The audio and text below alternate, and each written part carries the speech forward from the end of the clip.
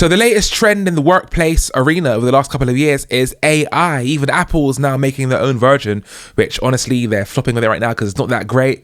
But everyone's on this AI game. It's AI.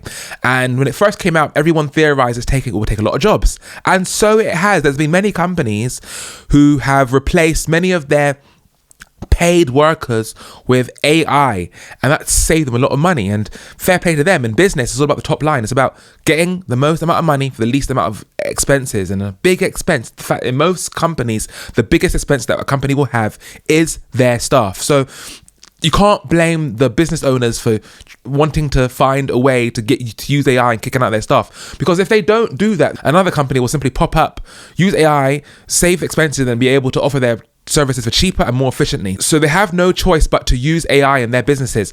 Businesses have no choice but to use the most efficient systems, otherwise they'll eventually fail, right? So the question is now, will most jobs go away because of AI, okay? And then how do we deal with that, okay? My thing has always been, if your industry is changing, you have to go along with the times. You can't be sitting back and saying, well, this is what I've done for the last 25 years, last 30 years, last 50 years. I don't know anything else, but I'm going to stay right here. No.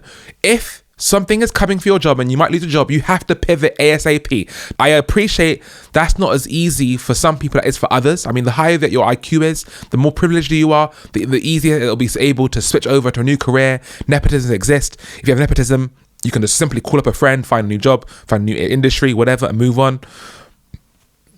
But even still, for those who have no privilege, not a high IQ, no nepotism, you have to find a way, because the truth is, no matter if you like it or not, jobs always change. For example, the miners in England used to be a big mining industry. Now, back in the day, that's no longer there. Back in the day, used to be lots of factories. That's no longer there. Back in the day, there used to be theatre. Theatre used to be the main thing. But when cinematography came along, that changed everything, and people realised that the most efficient way to get entertainment to people's homes and to theatres were through cinematography and not through live people. I mean, back in the day, you have to hire 50 people just for the theatre production. Then you'd have to hire a band of 20 to 50 people just to play the music, because there was no audio tracks back then. There was no MP3 players. You could just click play. So you had to hire a whole cast of crew, the management to have to sort out the team, and then you'd also have to hire the orchestra, the band, whatever it might be.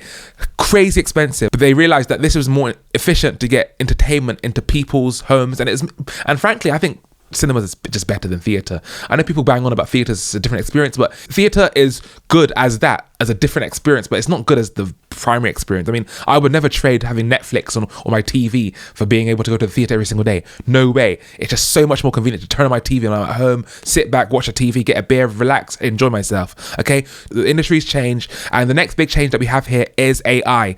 Have a look at this article by the BBC. I'm BBC Wales meteorologist Derek Brockway. Here are 5 ways AI could revolutionise weather forecasting. AI weather presenters. To give you an idea, we've created our own AI Derek and sent him to studio using footage filmed from my desk. We've cross-referenced this with previously aired material from Wales Today. Hypothetically, this could remove the need for me to be in the studio. You can judge the results for yourself. Early detection.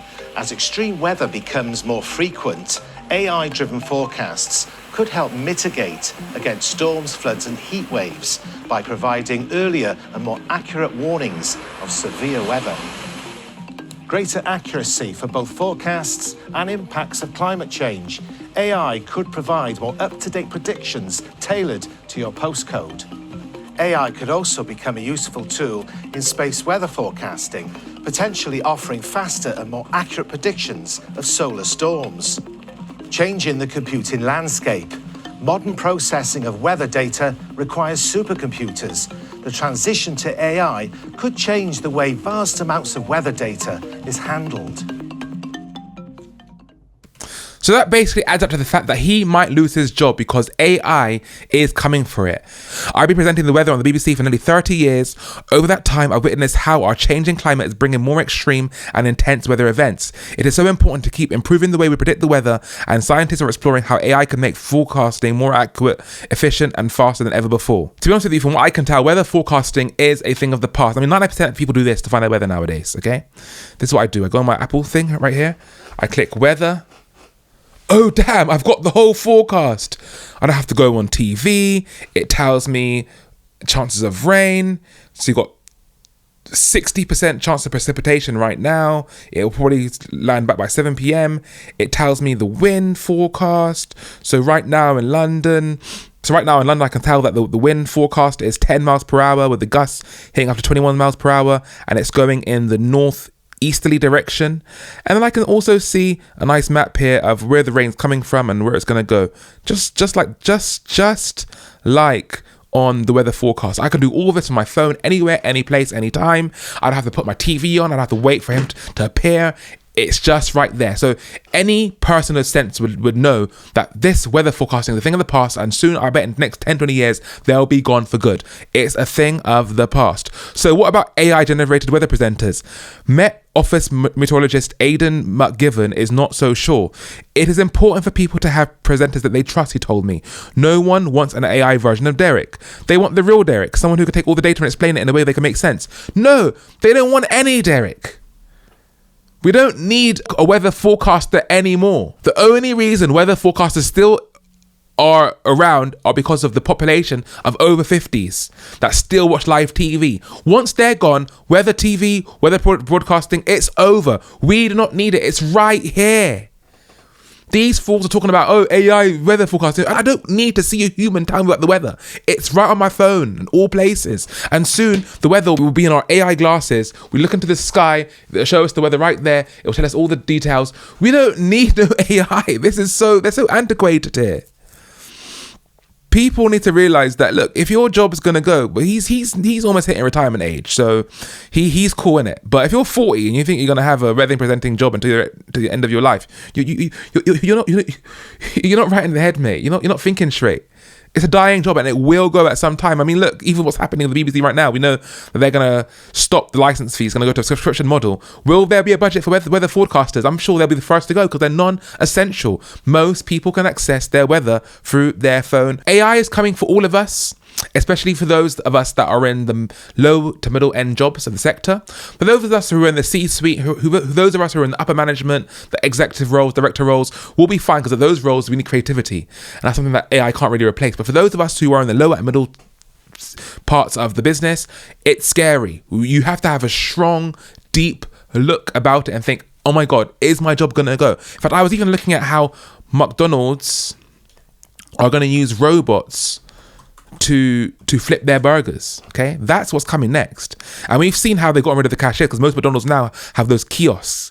Used to be like 6 or 7 to 8 cashiers at McDonald's, but now it's all kiosks. And you're done. So they got rid of them. The next is the people in the kitchen. Let's have a look here. McDonald's robot burger.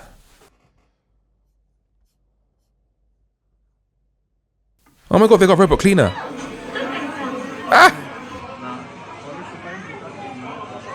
They've even got a robot cleaner already as well.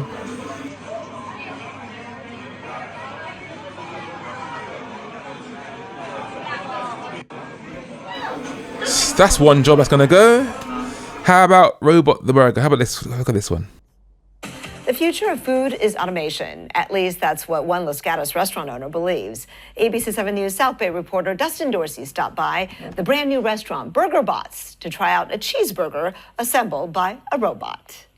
This is the future of food. The future of food? Now this I've gotta see. Here in Los Gatos by morning, this restaurant is known as Breaking Dawn, a brunch spot. At night, it's Firstborn, a dinner destination. But now it's also Burger Bot, a transformative take on burgers and fries. There's nothing quite like this anywhere else, right? There's only one in the world right now, I believe, that's of this kind. Right in Silicon Valley, owner Elizabeth Trong says this latest innovation is changing the way burgers are made. This doesn't eliminate a human touch, but Trong says it improves workflows amid a changing industry. You go to the grocery store and you see all of our frozen food being made, right? It's all robotics. But this, you get to see in front of you. This is the next sushi. After the burger patty and ingredients are prepared by human staff, 2 different ABB robots take over. The Burger Bot assembles a burger and fries meal exactly how a customer wants it. There's 3 components to it. So first there's a veggie cutter and dispenser. So it basically cuts the veggies, onions, lettuce, tomatoes, pickles, as the customer demands it to be cut. So if it's more, less, or no, That's what it does, and the customer gets to see that. Then there's the sauce dispenser. So if you want extra sauce or no sauce, you can see that happening as well.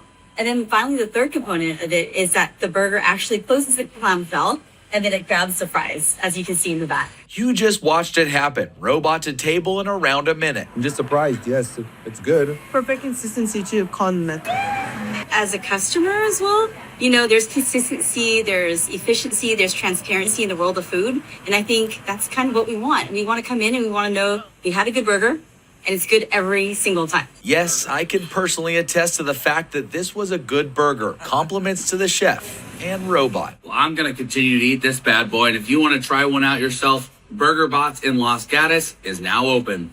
Dustin Dorsey, ABC 7 News. That is the future of most fast food restaurants. We need to take a good look at our work and then really think about, oh my God, is it feasible for AI to come and take my job? Is it feasible for the robots to come and take my job? The world is changing. I mean, 25 years ago, we didn't have the internet like anything like it was today.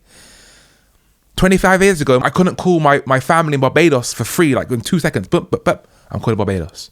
Then I can call Somalia. Then I can call America. Then I can call all free of charge. We used to have these little phone card things, about £10. It gave us like 10 minutes of talk time to my family in Barbados. Bang. Now it's all free. We didn't have emails like this. We had to send raw mail was a big thing back then. You know what I'm saying? To send postcards and like Christmas cards and stuff like that around the country. Like the world has changed. We couldn't play online gaming like it is today. There was no AR. There was no smartphones where we could do all this crazy stuff. I could do everything in a normal business on my phone. I can use a calculator, a music player, a camera, email, phone call. Everything's right here. Google Maps, flight tracker. Oh my God, there's so much I could do on this one phone. This stuff would have been unheard of even 15 years ago. This is crazy. So imagine what's going to happen in the next 15 years. Imagine what's going to happen in 20 years. We need to take a good look in the mirror and think about, where am I right now and where should I be? Because the world is changing and you cannot blame the world for overpacing you, because the world's going to move with or without you.